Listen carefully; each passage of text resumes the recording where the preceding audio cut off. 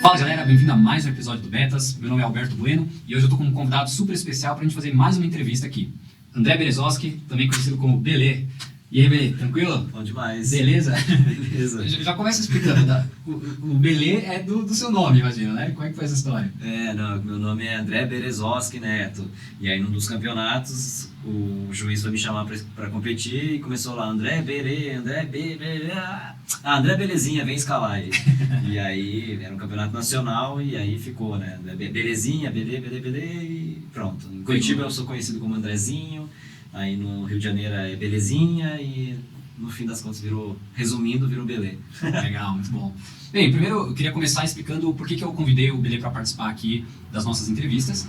É justamente porque ele é um personagem muito importante na escalada brasileira e vocês vão ver por quê. A trajetória dele é muito longa, mas também é cheia de detalhes e participou de várias atividades. Então ela é interessante tanto para escaladores já mais experientes, que não conhecem de repente a história dele, mas também escaladores mais novos, que estão começando, para entender tudo que tem dentro da escalada e conhecer um pouco dessa história, como era antigamente. Então a gente vai falar de muita coisa hoje, né? São, sei lá, 27 anos, 28 anos, desde 1992 escalando. Eu tinha nascido 2 anos antes. Caraca. Mas então vamos lá, vamos começar do começo, assim. Me conta um pouco onde você nasceu, quantos anos você tem, como que era a sua vida, assim, onde você morava e como é que você conheceu a escalada, assim.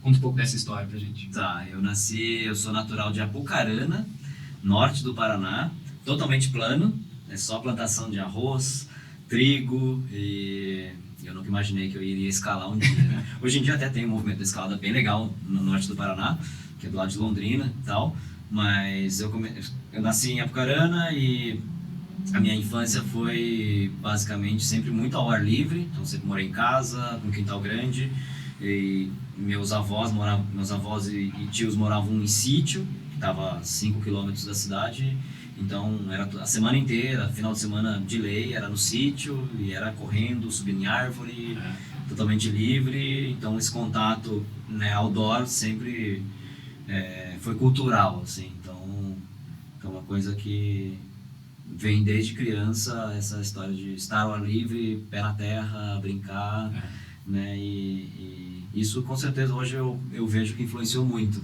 nessa na minha trajetória para chegar até a escalada, né. E depois, né, as mudanças de família, eu acabei indo parar em Curitiba, e foi em Curitiba que eu comecei a escalar. Meu colégio era na frente da casa do montanhista, que tinha uma paredinha, e eu era escoteiro, na época, e um dia eu fui comprar uma mochila para poder acampar, né, nos acampamentos do escoteiro, e tinha uma parede escalada, o dono da loja falou, pô, quer experimentar e tal, e eu escalei de tênis mesmo, assim, e gostei, e o próprio dono da loja já falou, pô, você escala bem e tal, já me deu um curso de graça, Júlio Nogueira, meu grande mestre aí, me deu um curso de rocha, me deu um curso de escalada esportiva, ele competia na época, ele era conhecido como Júlio do Bote, nos campeonatos ele sempre dava uns botes e tal, e... Isso, que ano que era isso? Isso foi 92. Quantos anos você tinha mais ou menos? Eu tinha 13 para 14 anos. Que legal. E foi muito pelo escoteiro também, justamente por ter essa vida, né, conciliada ali no outdoor, eu fui buscar o escotismo, que depois eu descobri que um monte de escalador conheceu a escalada através do escotismo e tal, e aí uma coisa puxou a outra, assim, mesmo nos acampamentos, a gente saía para caminhar, escalava umas cachoeiras, umas coisas que eu falo, hoje em dia, nossa, quanta besteira a gente não fez, né? Mas foi isso, comecei a escalar e aí já fiz o curso de rocha, ele me deu um curso para escalar rocha, me emprestou os equipamentos, e eu aí Angava, que é um campo escola de Curitiba, que é um dos melhores, assim, que eu conheço, tava ali, meia hora de Curitiba, então comecei aí, primeira vez que eu fui, aí não teve volta mais, o bichinho picou, e aí todo final de semana era isso, era escalada, e estudar e escalada. Mas aí, beleza, então você, adolescente, você começou a se inserir na escalada, a conhecer pessoas, imagino que, conforme você ia na rocha também, você ia conhecendo pessoas, tendo os parceiros, e depois como foi essa transição para você falar assim, tá bom, sou um escalador, esse é o meu esporte, e você já vislumbrava que esse esporte poderia ser algo mais importante na sua vida, ou você continuava tocando o resto da sua vida, assim, sei lá, escola e a escalada? sempre foi assim ou quando que mudou essa perspectiva da escalada para você, assim, da importância dela na sua vida? Putz, realmente foi um momento que eu falei, cara, eu apaixonei pela escalada e depois de um ano escalando, indo nessas reuniões do Clube Paranaense, eu escalava junto com a galera e comecei a ir pra rocha e, tipo, eu era muito fissurado na escalada, então praticava muito e tal, e aí automaticamente você começa a evoluir e aí você começa a receber os feedbacks da galera e tal, e fala, pô, você tá escalando bem, não sei o que, não sei o que, não sei o que. E um monte de gente começou, os campeonatos nessa época começaram a desenvolver bastante e a galera começou a botar uma pilha, pô, você tem que competir, você tem que competir, competir, e eu passei durante um ano, assim, pouco, falei, não quero competir, meu negócio é ir pra montanha, curtir, dormir no mato, bivacar, passar frio, comer miojo, e escalar até o dedo sangrar, entendeu? Eu não quero trocar um final de semana da rocha para ir competir. E todo mundo, não, botou uma pilha, e tinha uma galera da minha geração, o Formiga, o Fafá, um monte de gente, o Flávio Cantelli já competia uma época, começou a botar uma pilha e falei, tá bom, vamos competir então. E aí já entrei de cara no Campeonato Brasileiro de 93, sei lá, e aí, óbvio, não passei nem pra final, mas, cara, tomei um gosto pela coisa e falei assim, pô, esse negócio é legal porque eu posso usar isso como uma evolução para minha própria escalada, em um monte de áreas, assim. E aí, tomei gosto pela competição, junto com outra galera da minha idade, mas nunca deixei de escalar em rocha, assim. Então, acabei, em algum momento, falei assim, bom, beleza, então gostei disso, dá para conciliar com a escalada esportiva, com a escalada de performance, e aí enveredei por esse lado, né? Enveredei pro lado da competição, pro lado da escalada de performance. E aí, junto com essas coisas, eu falei assim, pô, eu tô tão fissurado com a história que eu preciso... Tava naquela fase de estudar, e o que eu quero fazer da vida. E ensino médio. Tava no ensino médio, eu tava fazendo edificações, né?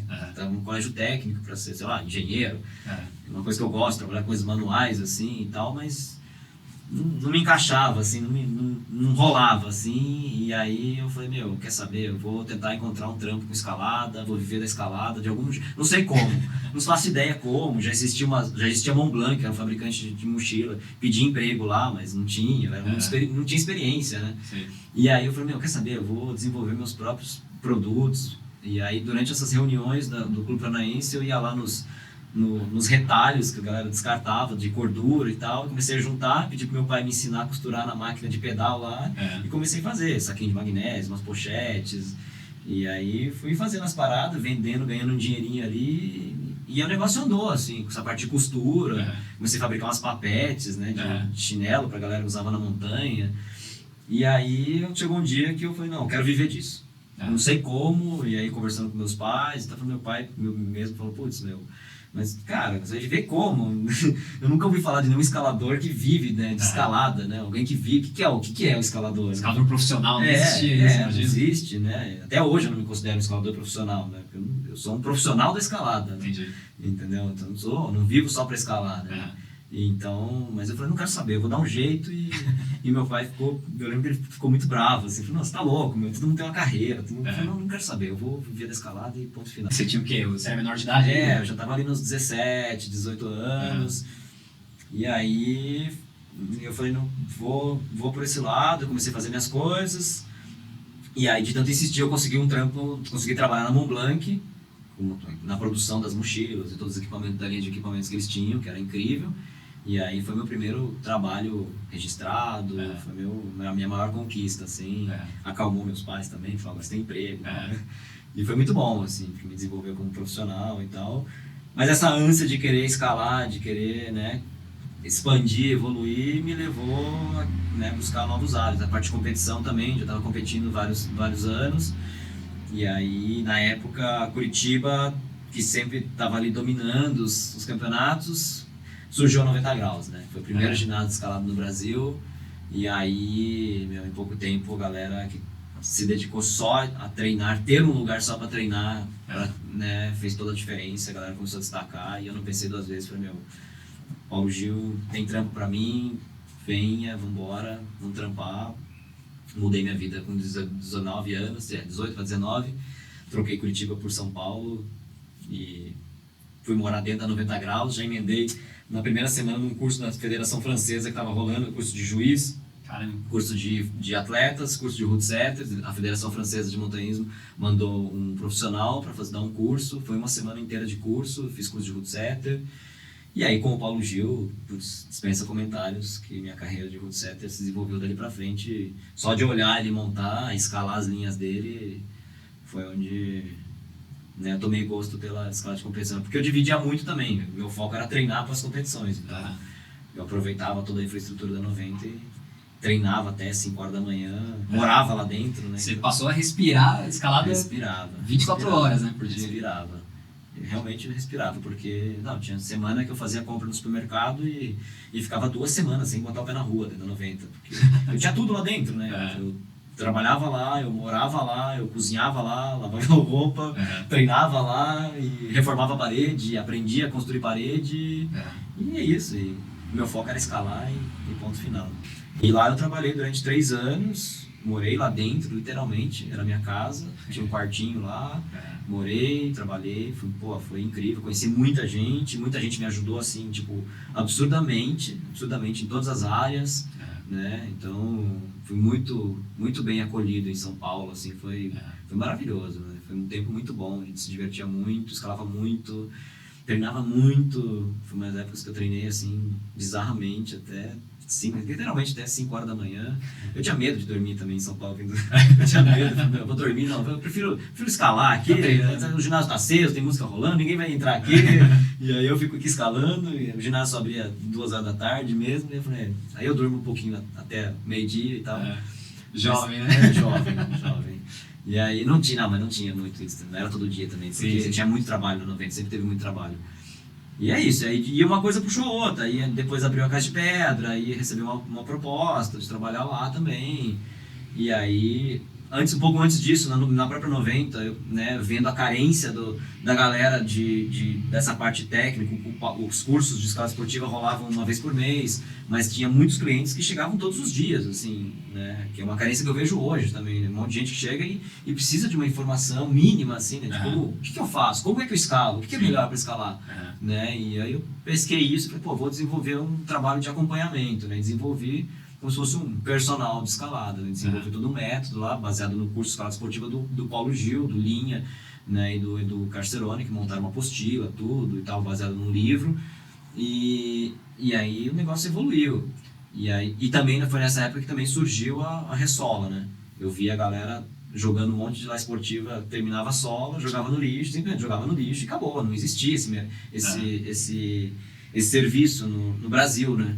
E eu achava aquilo, tipo, é muito caro uma sapatilha, até porque a gente vinha de Curitiba, então tinha a Snake, que era fabricante nacional, mas a galera ressolava e tal, mas em São Paulo eu vi que a galera jogava fora as sapatilhas importadas. Eu falei, não, vamos mudar isso. E aí comecei a ressolar, criei minhas máquinas, criei meus métodos, arranjei umas borrachas lá para fazer, fui fazendo teste. Você vai jogar fora a sapatilha? Não, me dá aqui que eu pego, e aí ressolava e tal, e devolvia, testa aí e usa. E foi assim que surgiu a ressola. E se tornou um complemento de renda, né? Assim como as aulas de personal, dos acompanhamentos também começaram a se tornar um complemento de renda, que para sobreviver em São Paulo, qualquer um sabe que não é fácil. Né? E isso realmente me custou dedicação de muito mais tempo trabalhando, muito mais horas para, né, trabalhar em várias áreas da ressola, do route setter, de dar aula e tal. E tirava, sim, o meu tempo de treino, né? Então eu vinha com o objetivo de falar assim, bom, agora eu vou morar no ginásio escalado, agora eu vou treinar no ginásio escalado, agora eu vou escalar um monte. Inclusive é uma frase que eu recebo direto, assim, me arranja um emprego lá no ginásio, principalmente quando eu trabalhei na Casa de Pedra, me arranja um emprego lá na Casa de Pedra, porque, lá eu sei que eu vou escalar. Eu falo, não, muito pelo contrário. A partir do momento que você entra no ginásio escalado, se vira seu trabalho, assim, por mais que você ame tudo isso, sem enxergar isso só como um trabalho, você vai chegar na hora de agora deu o seu horário, tu pode ir para casa ou você pode escalar. Você fala, não, já vi escalado o dia inteiro, tô cansado, eu quero ir para casa. Sim. Então muita gente tem essa visão errada, tipo, que você vai trabalhar no ginásio escalado, você vai escalar um monte. E não é muito trabalho o tempo todo, é muito trabalho pesado, trabalho em pé, montar via e tal. E aí realmente eu ia deixando de lado as coisas que, tipo assim, não deixando de lado, mas ia priorizando minha vida profissional, porque eu precisava sobreviver em São Paulo, ia deixando de treinar um pouco mais, e escalar em rocha era uma coisa que eu lembro que eu fiquei um ano trabalhando em São Paulo. Quando eu vim, eu fiquei o primeiro ano, eu não toquei na rocha. Morando em São Paulo, eu fiquei dentro da 90 trabalhando, né, pegando a manha de São Paulo, de trabalhar e tal, o esquema de trabalho da 90 graus, e eu não fui pra rocha, até porque eu trabalhava todo final de semana, né. E da mesma forma, quando eu decidi competir, agora eu vou me dedicar à competição, agora eu preciso me dedicar a algum projeto. Então, mas nunca foi uma coisa assim, nossa, tipo, preciso mandar uma via. E também nunca fui mega apegado ao grau, sempre fui muito pela beleza da linha, né? E acho que o melhor exemplo disso, cara, é a via Poltergeist, por exemplo, que eu abri com o Helmut. Foi na primeira vez que eu fui pro Cipó, e eu fiquei escalando com o Helmut Becker, que era o top, um escalador. Tinha acabado de mandar o primeiro 10C com a coquetel de energia no Rio de Janeiro, e aí falei, vamos lá, quero abrir outra via e tal, vamos lá, me ajuda.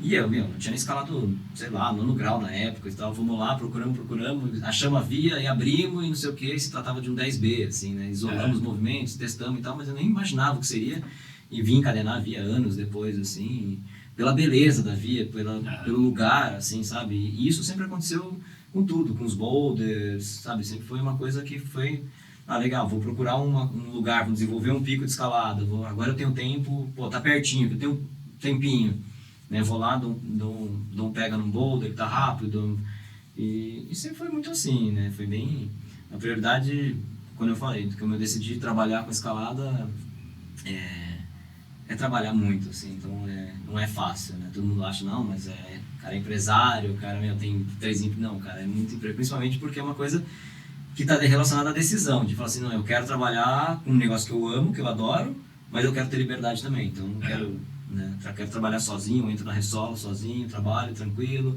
eu trabalho, sento na máquina de costura, eu costuro, eu sento lá de noite, desenvolvo meus produtos, eu monto via, né? Então é uma coisa muito íntima mesmo, assim, né? De fazer aquilo no momento que eu gosto e escalar, como eu falei, na época não tinha hora de treinar, era hora de treinar, quando dediquei a competição, era treinamento sério, quando fiz parceria com o Rômulo que me treinou, aí era outro esquema. Mas... E era isso, no mesmo esquema se transferia para a competição, né? Eu competia e aí passava o ano inteiro sem escalar na rocha, chegava no fim do ano, tava na pilha de escalar em rocha, e com a vantagem de estar super treinado. Então as vias saíam com muito mais facilidade, ia para os picos, tirava férias, ia para os picos escalar, então para curtir escalada em geral, e aí coisas que eu nem tinha planejado nada, tem essa via aqui, tem essa, aquela, não sei o que, tem tal boulder, entrava e as coisas saíam com muito mais facilidade, assim, então... mas a prioridade sempre foi viver da escalada. E como eu estava escalando, começando a ir mais para São Bento também, escalando, nessa época a gente começou a fazer mais boulder, e aí também comecei a precisar de crash pad para fazer boulder, né? Aí eu sentei na máquina lá, emprestei de uma vizinha a máquina de pedal, que era a única que eu sabia costurar, e comecei a fabricar os crashes em São Paulo também. Mas o pessoal escalava como antes? Assim? Tinha fornecedor no Brasil de crash pad ou o pessoal importava? Como que era isso? Não, a Belepad foi o primeiro fabricante. Nossa, o Eliseu deve ter o primeiro, o Eliseu e o Linha, na verdade, que a gente foi meio que na mesma época. A gente começou a fazer boulder em São Bento, e aí na sequência descobriu o Batuba, o Rotas descobriu o Batuba, e o Linha descobriu o Batuba. Pô, a gente olhava nas revistas lá fora, os galera estavam com crash pad. Eu olhei, copiei fiz, e o Linha já pegou pra ele, o Eliseu, deixei outro Eliseu, e o negócio... E aí cresceu, né? A gente precisava de... Mas não tinha, a gente não fazia boulder, na verdade. Sim. Então não tinha essa... Tirando, sei lá, Cocal, né? Cocalzinho, que tem uma referência muito grande de boulder. Talvez a galera trazia alguma coisa de fora, mas não tinha nenhum fabricante nacional. E aí foi daí, de novo, mais uma necessidade que eu encontrei. A gente precisa se manter vivo e seguro, né? Sim. E aí desenvolvi o primeiro crash pad, e aí foi evoluindo, e surgiu a marca. Que legal. Enfim. E como que você descobria, assim, qual tipo de espuma usar? Era na tentativa e erro? Era tentar olhar o que o pessoal usava lá fora e tentar copiar? Como foi essa descoberta, assim, não, era totalmente isso, experimentação. Da mesma forma que a Ressola, eu não sabia qual borracha usar, o Paulo Gil tinha trazido dos Estados Unidos uns kits de borracha lá, espanhola, sei lá, chamava goma cozida, né? e aí me deu as borrachas, eu fui testando, descobrindo qual cola usar, conversando com a galera da Snake, trocando informação, e aí até consegui, do que era a Ressola antigamente pro que é hoje, tudo diferente, né? Assim, E a mesma coisa dos crashes, né? Descobrir tecido, descobrir espuma, mas era isso, tentativa e erro. Ia lá, testava, isso aqui funciona. Agora põe uma espuma assim, põe dupla densidade. Foi testando até chegar. E aí começou, aí nesse momento o boulder deu um boom mundial também, né? E nesse boom mundial aí começou 1 milhão de fabricantes de crash pads. Bom, em Fontainebleau até então ninguém usava crash pads, né? Usava os tapetinhos os capachozinhos lá, que era para tirar o areia, mas todo mundo... Até hoje tem um monte de escalador mais antigo que só usa o tapetinho, né? Então, o crash pad é um equipamento moderno. Né? A gente tá falando realmente de 2000 para cá, assim. Entendeu? Isso era anos 2000, mais ou menos. Anos 2000, 99, 2000. Então, e aí deu um boom, assim, de boulder, e aí começou, né, a evoluir. Depois apareceu mais a V15, que também começou a fazer crash pads e tal. Sacão de boulder, que era loucura. Como levar magnésio no boulder? Não, passa na base, que não dá tempo de passar. E é isso, e também... E uma coisa sempre ligada à outra, desenvolvimento de Ubatuba, desenvolvimento dos, que irado, vamos fazer boulder, então. Então começamos a desenvolver, procurar os picos em São Bento, que era, né, era tradicional a escalada do baú, a pedra da divisa, né, os olhos não existia, a gente abriu a primeira via na faixa lá, na verdade a Sonho de Ícaro era uma via que era em artificial, que era a primeira via, mas quando a gente chegou lá a primeira vez, a gente abriu na faixa, né. Caramba, que legal. Com o Luiz, Cleman e a Claudinha. Aí, na sequência, a gente rapelou lá de cima do teto, desceu e abriu o que hoje seria... Na verdade, deixou fixa a base, depois aí o Eliseu, com a galerinha de São Bento, com o Pardal, com o Joãozinho, abriu que é a Búzia, a explosão de dedo, aí começou a ramificar as vias ali. Mas é isso, aí o boulder deu esse boom, a gente começou a fazer boulder, descobriu Ubatuba, e aí a galera de Cocal também já fazia boulder direto, né, de Brasília e Goiás. Então, deu esse boom e aí foi isso. O boulder calhou na minha vida justamente de ser uma modalidade mais rápida, que eu consegui ali. Eu tô trampando aqui, mas dá pra ir ali rapidinho, mando o boulder, volta, trampo mais um pouco. Então, até hoje, em São Bento, eu acabo escalando muito mais boulder, né? Desenvolvendo muito mais pico de escalada por causa da facilidade de ser pede menos tempo, né? Tem toda a logística mesmo mais esportiva, você tem que ir lá, caminhar, equipar a via da segurança e tal. É um dia inteiro, boulder. A exemplo do 70 e tal, que foi o último boulder que eu mandei, assim, tava na beira da estrada, tava lá há 10 anos que eu moro em São Bento, tava lá o boulder, né, na beira da estrada, mas todo mundo passava para escalar no Monjolinho e ninguém para, não, mas aquilo ali não tem agarro, né, é muito difícil, não sei o que, a gente já tinha parado lá e falei, não, isso aqui realmente é futurista. E aí um dia eu falei, não, preciso de achar um lugar para buscar alguma coisa para escalar que seja fácil acesso, e aí tirei uma cachopa de marimbondo, limpei as agarras. Tava lá um boulder, não precisou secar, no máximo tirar uma pedra da base, assim, e todo dia, final de tarde, lá dava um peguinho e tal, e aí, isso. Legal, agora eu conheço sua história como competidor por cima, já vi algumas histórias, já ouvi também, mas me conta um pouco em detalhes, assim, quando você falou que decidiu focar um pouco mais na competição, como foi isso? Fala um pouco como eram os seus treinamentos, assim, como que era...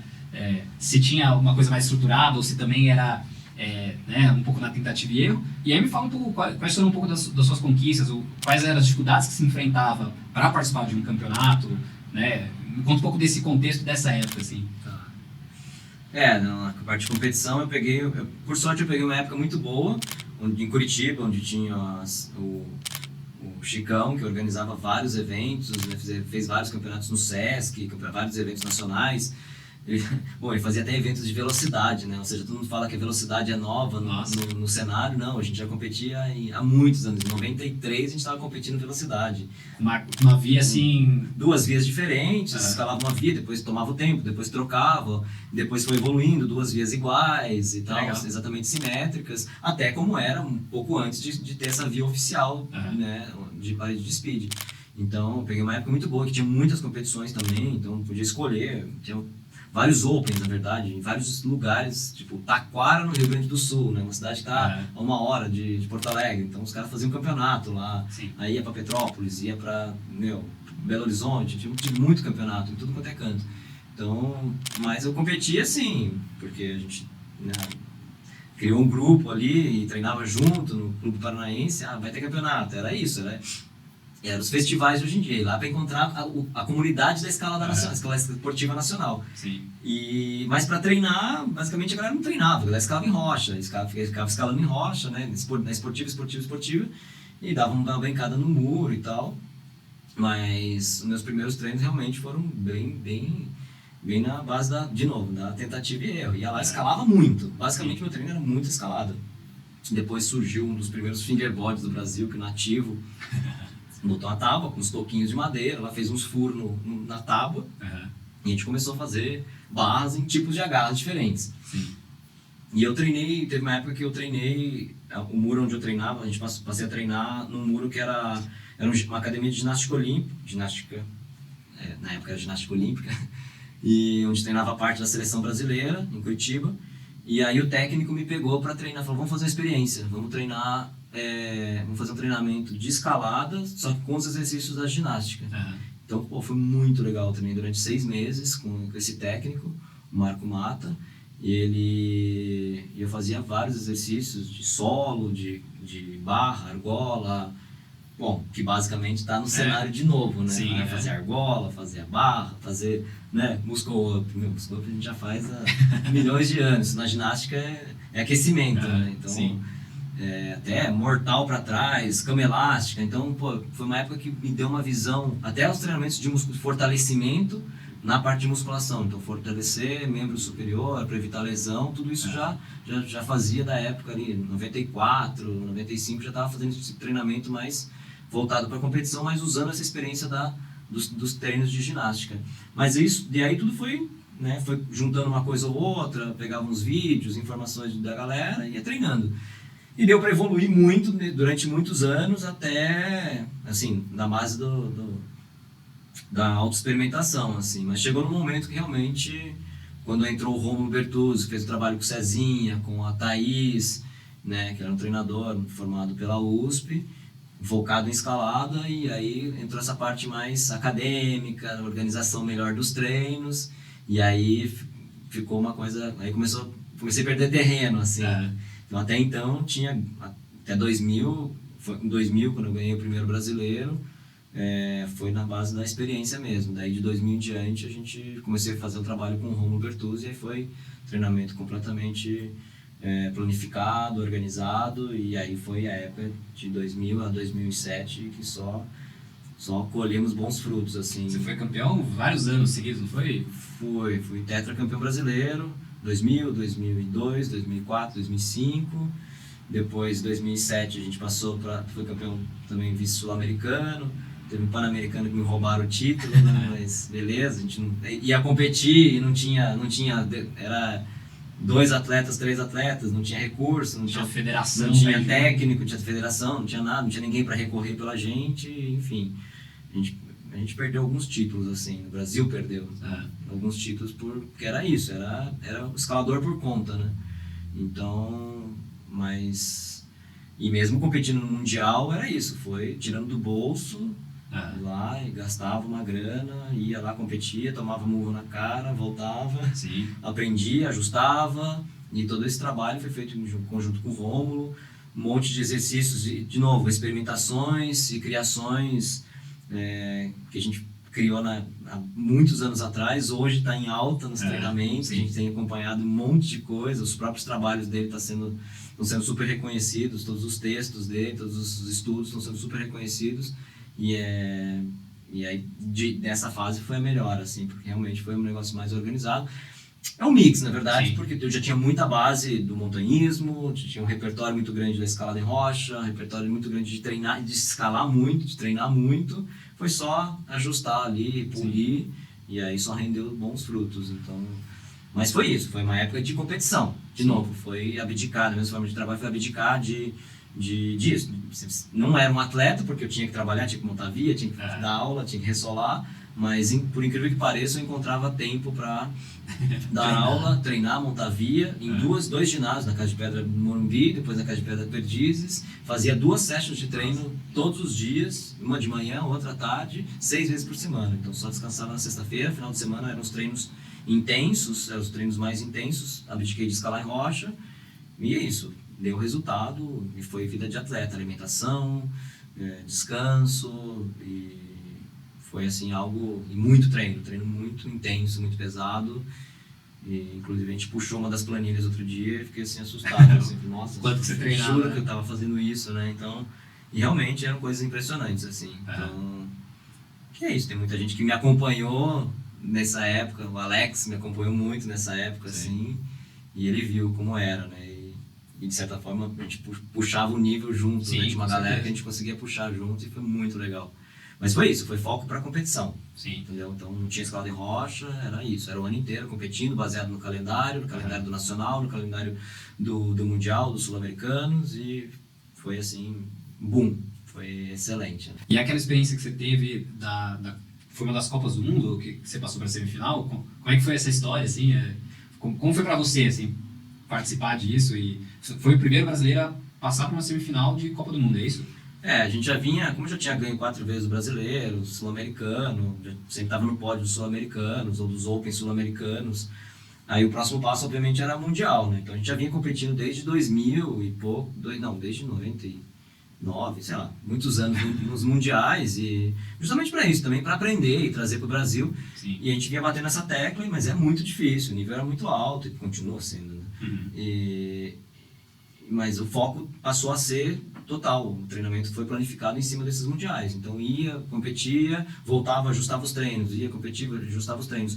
Mas foi uma época que eu estava treinando tanto, que chegava lá e fisicamente estava um absurdo, assim, estava com, né, a melhor forma possível, sim, fisicamente e tal, mas chegava lá, essa cobrança, né, essa expectativa, essa ansiedade de, pô, agora eu estou bem treinado, então agora vai rolar. Sim. E aí a gente entrava para escalar e aí não rolava, eu voltava meio frustrado, mas ajustava. Até que um dia, na época que a gente conseguiu competir, a gente participou do Mundial na Espanha e a gente escalou super bem, assim, eu, o Camargo e o Cezinha, Janinho também participou.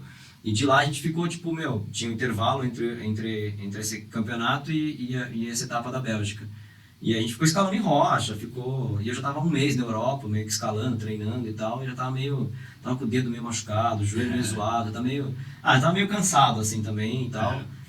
E aí, mas, pô, juntou de competir com o Cezinha, com o Camargo, com a Jan, galera que tava meio focada nisso também, né, tava sim, muito dedicado na competição, e aí, mas foi uma competição que eu entrei, assim, tipo, bem, falar, já que eu tô aqui, eu vou competir, sim, eu sei que eu tô bem treinado, eu sei que o meu corpo sabe o que eu tenho que fazer, e aí eu entrei pra escalar completamente mais relax, assim, escalei até de calça jeans, né, escalei bem descontraído, né, fiz minha série de aquecimento bem mais tranquilo do que sem cobrança e tal, e entrei pra escalar, simplesmente escalei, o Cezinho escalou, o Felipinho escalou e aconteceu, assim, fomos os três brasileiros passaram para a semifinal e foram os 3 primeiros sul-americanos a passar para uma semifinal de mundial, de Copa do Mundo, na verdade. Então foi uma mega experiência, assim, e que também foi como se fosse minha aposentadoria da escalada, assim, né? De competição. Que eu sabia que dali para frente, para passar para uma final ou até mesmo um pódio, estatisticamente, pela idade que eu comecei a escalar, 13, 14 anos, comparado com os campeões mundiais, já ficaria muito difícil, treino numa infraestrutura no Brasil que era incompatível com o Mundial, e aí foi o momento de falar assim, não, agora eu vou dar um tempo, e principalmente porque até poderia continuar competindo no Brasil, mas foi um momento que a carência de route setters no Brasil e tentar trazer essa experiência que a gente vivia nos mundiais, o estilo das vias, essa mudança do estilo, que é uma coisa que vai mudando o tempo todo, e passar essa experiência que eu vivia lá, mas eu chegava aqui no Brasil, eu mesmo montava minhas vias para poder treinar, né? Então faltava isso nos campeonatos, né? Sim. Quem montava os campeonatos na época era o Shen, os nacionais era o Shen, e aí ele foi embora morar na Espanha, e aí ficou uma lacuna ali, e aí eu falei, irmão, quer saber, então eu vou parar de competir, de novo, vou abrir mão de competir, porque eu poderia ter continuado, pelo menos nos nacionais, poderia ter continuado competindo, estava numa fase muito boa, mas eu falei, não, vou abrir mão porque eu consigo contribuir de outra forma agora. Tá bom, né? Tem que saber também a hora de puxar o freio de mão, e passei a contribuir como route setter. Foi uma época que eu estava indo muito para São Bento também, todo final de semana, estava tentando o Dia Santo, um boulder de lá, e aí a gente começou a ficar lá, passava não só final de semana, estendia um dia a mais, uns dias a mais, e aí eu comecei a pegar muito gosto pela cidade, na hora de ir embora, falei, nossa, tem que voltar para São Paulo. E aí a gente, revira a volta e falou, vamos embora para São Bento, você consegue trabalhar remoto, a Nívia, né? Minha esposa conseguia trabalhar remoto, eu consegui, ele falou, eu levo a Ressola para São Bento, dá para trabalhar de boa, dá para conciliar, continuar montando as vias em São Paulo, dá para manter os alunos, vem e volto. E aí, fomos embora e, putz, com certeza a decisão mais acertada dos últimos 11 anos, assim. 11 anos já que você tá lá? 11 anos morando em São Bento. E aí lá, fiquei isso, fazendo crash pads, fazendo, né, Ressola. Ainda continuei durante um tempo indo e voltando toda semana para São Paulo para montar via, principalmente porque eu tinha muitos alunos de personal. Mas aí, ao longo dos anos, eu fui diminuindo para 15, depois 30, depois 3 meses e até cortar geral, assim, porque deu para ver que dava para segurar a onda morando só, trabalhando só com a renda das ressolas, que é o carro-chefe, no fim das contas. E, enfim, os trabalhos que eu desenvolvi durante todos esses anos, né? De novo, foi um caminho longo, né? Deu uma volta grande, mas hoje eu posso dizer que eu consigo viver completamente, sou um profissional de escalada, vivo só de trabalhos relacionados à escalada. Sim, não, é muito legal. Como eu falei, é essa origem, né, da visão empreendedora, assim. E, inclusive, agora a próxima pergunta é como é que foi o surgimento do B-Block, que para quem não conhece é um ginásio de escalada em São Bento. Como que foi essa ideia, como que surgiu e como foi a história do B-Block até hoje, assim? O B-Block surgiu porque eu tinha uma parede, quando eu fui, de novo, mesmo não competindo mais, eu sempre gostei de treinar. Então, em São Bento tem a época de chuva, que não dá para escalar na rocha, ou época que é muito frio e tal, e eu tinha uma parede na minha casa, eu construí e começou a juntar uma galera, e eu tinha construído a parede justamente com o propósito de começar um projeto social, ou colocar mais crianças para escalar. Como eu trabalhava com muita criança, dava muita aula para muita criança em São Paulo, era uma coisa que eu sentia muita falta também, né? Quando eu cortei geral, assim. Então, o B-Block surgiu, falei assim, vou arranjar um outro lugar para tirar essa parede da minha casa e colocar num lugar mais central, num galpãozinho um pouquinho maior, para continuar fazendo esse trabalho com as crianças e ter um lugar para a comunidade, né? Para a galera, que tinha um grupo de amigos de São Bento que curtia treinar também. E falou, eu alugo um galpão, ponho lá a parede dentro e faço todas as coisas. Mas aí surgiu a ideia, né, junto com o Marcos, que é nosso sócio, ele queria abrir alguma coisa em São Bento na época também, algum negócio, e falou, por que não um ginásio, né?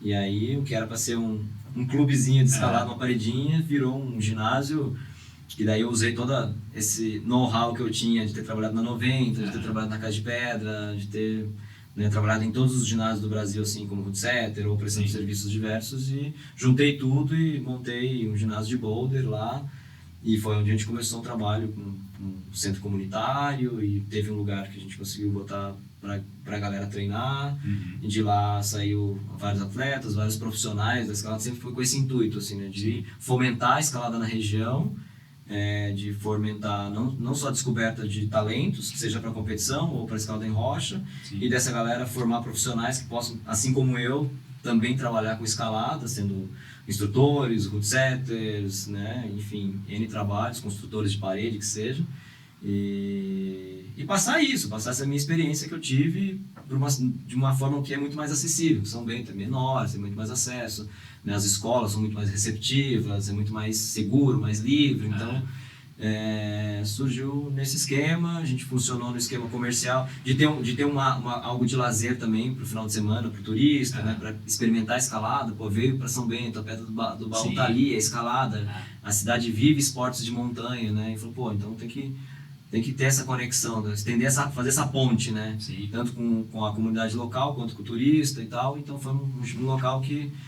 E para realizar campeonatos também, então a gente fez vários eventos. Eu já participei do campeonato de bloco, então é muito legal. E agora, por fim, assim, você que passou por todas as etapas da escalada, trabalhou com todas as áreas, assim, tanto nos ginásios, com crash pad, com ressola, sendo rootsetter, sendo atleta, o que hoje você enxerga na escalada brasileira, que tanto para empreendedores que queiram se dedicar e criar alguma coisa da escalada, o que você acha que precisa ser melhorado na escalada brasileira?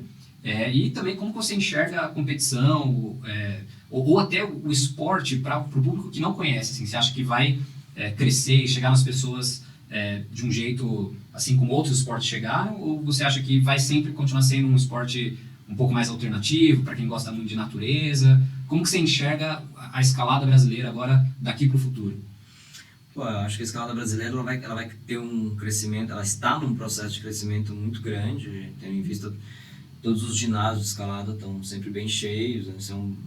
Os picos de escalada tem cada vez mais gente, né? Muita gente obviamente migra, né, do ginásio para a rocha, também começa a conhecer a rocha, então, mas é um reflexo do quanto a escalada mundial está crescendo. A escalada, se comparado aos outros esportes, ela é um esporte muito novo, né? Então ela tem muito espaço para crescer ainda, e está acontecendo, né? Então é exemplo de fabricantes e marcas que estão, por exemplo, um exemplo clássico, fabricantes de agarras, por exemplo, né? Eles não dão conta de fabricar, existem milhares de marcas, mas a galera está vendendo muito, assim, equipamento de escalada, ginásio de escalada abrindo na Europa, Estados Unidos, pelo mundo inteiro, na verdade, um ritmo assim extremamente acelerado, e obviamente isso bate no Brasil também. Obviamente a gente tem aí, né, as questões burocráticas, impostos e tal, que dão aquela travancada, né? Você não consegue chegar aqui no Brasil equipamento, uma sapatilha, uma garra, uma corda, um equipamento com a mesma facilidade que os outros países, né? Mas por outro lado, isso dá espaço para o mercado nacional também crescer e desenvolver coisas que também estão acontecendo lá fora. Fabricantes de agarra estão se modernizando também, né? Fabricantes de equipamento também, em geral, se modernizando. Os ginásios, né, estão aparecendo, os ginásios estão se reinventando, os que já existem já estão se modernizando também. E eu vejo só crescimento, assim, crescimento no geral, número de praticantes, número de atletas, número de eventos. Provavelmente o número de ginásios que vão aparecer pelo Brasil aí também vai crescer muito nos próximos anos. E aí disso muita gente já vai bater na rocha, vai buscar até mesmo um estilo de vida diferente, né? Vai encontrar na escalada uma forma, algo que precisava para dar o clique ali, de falar assim, pô, eu posso viver de outra forma, né? E a escalada, ela educa, a mesma forma que ela educa, ela motiva, né? Sim. Então, acho que um reflexo disso é a quantidade de escaladores, né, do público de escalada se mudando para os picos, para o cipó, e para São Bento. A gente teve agora na pandemia muita gente, cresceu muito número de escaladores, não só escaladores, mas da população em geral que curte, né? Estar ao ar livre, saindo dos grandes centros também, indo para o interior e tal, e aí lá você acaba tendo contato muito mais próximo com a escalada. Então eu vejo só coisas muito positivas, assim, de crescimento, com os devidos cuidados, obviamente, né? Então, ao mesmo tempo que cresce muito rápido, tem alguns cuidados aí em relação à segurança que tem que ser tomados, em relação aos points de escalada também, que no Brasil também tem essas questões de estar muito em áreas privadas. Então tem uns detalhezinhos assim que tem que sempre ir tomando cuidado, mas eu vejo algo muito positivo, assim. Sim. Pelo crescimento. E agora pro Belê, para você, né? Como que você enxerga o seu futuro assim na escalada? Como você se vê no futuro? Você quer continuar escalando para sempre? Ou você acha que uma hora você vai escalar menos, vai trabalhar mais com esse incentivo da escalada? Como que você vê agora, daqui para frente, assim, nos próximos anos, a escalada para você?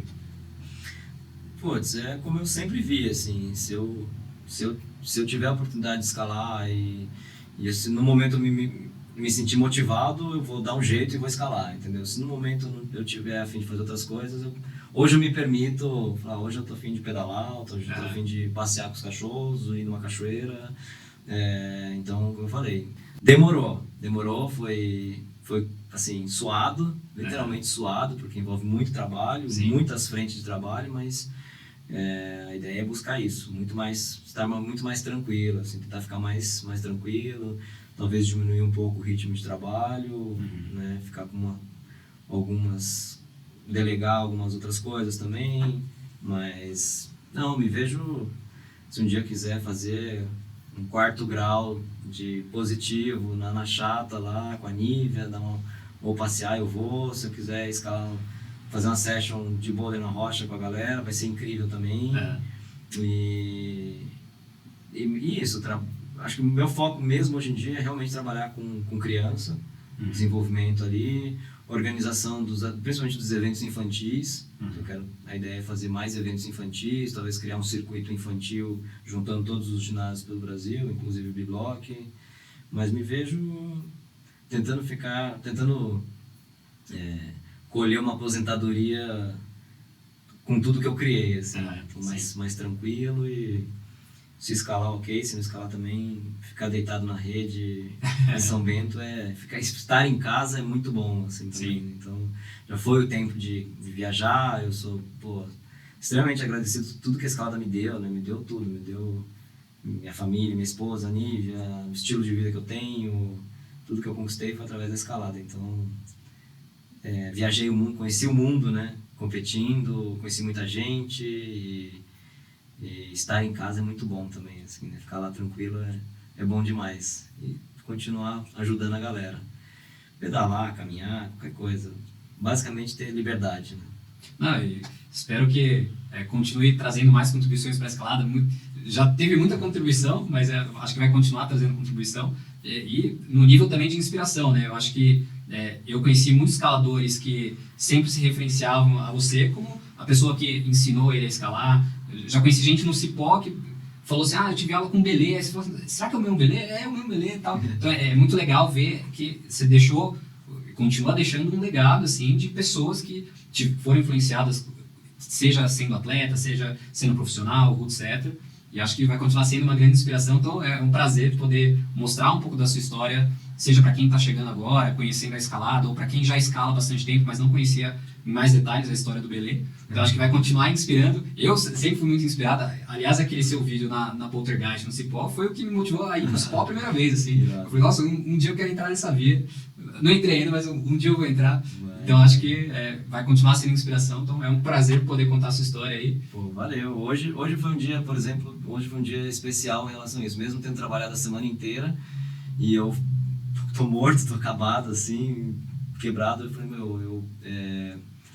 um compromisso com o ginásio, tudo que a Casa de Pedra me proporcionou, por exemplo, e eu fui lá e hoje eu tirei o dia para montar mais 3 vias, independente se eu vou receber ou não, eu fiz de coração, porque eu gosto, quero deixar ali, né, umas vias, porque, como eu falei, eu gosto de montar, eu sei que a galera gosta, né, das vias também. Sim. Então, de novo, é uma retribuição, né, todo esse reconhecimento, então eu faço muito de coração, independente de grana, de retorno financeiro, sempre vai estar mesmo que eu tenha que me sacrificar de trabalho, de cansaço, sempre vai estar em primeiro lugar ali a motivação e o bem-estar da galera, da comunidade, assim. A comunidade só agradece. Eu sou muito grato, assim, por todo o reconhecimento que a galera tem. Eu fico muito feliz de ser super bem recebido em todos os picos, todos os ginásios. E vamos continuar contribuindo sempre que der, da melhor forma possível. E valeu demais pelo papo aí, pela entrevista. Incrível poder mostrar um pouco. Difícil, né? 20 e tantos anos. Resumir tudo, assim, né? Mas acho que deu pra pintar bem um cenário aí. Com certeza. Belê, muito obrigado pela visita. Galera. Obrigado por todas as contribuições. Espero que continue contribuindo sempre desse jeito, com a escalada. Vai continuar sendo muita inspiração para muita gente. E se você quiser saber mais, embaixo aqui na descrição vou ter todos os links para você conhecer todos os outros trabalhos do Belê, o Crash Pad, a Ressola. A gente fez um outro vídeo sobre a Ressola, então clica aqui também. E espero que vocês tenham gostado e a gente se vê no próximo episódio. Valeu! Calma!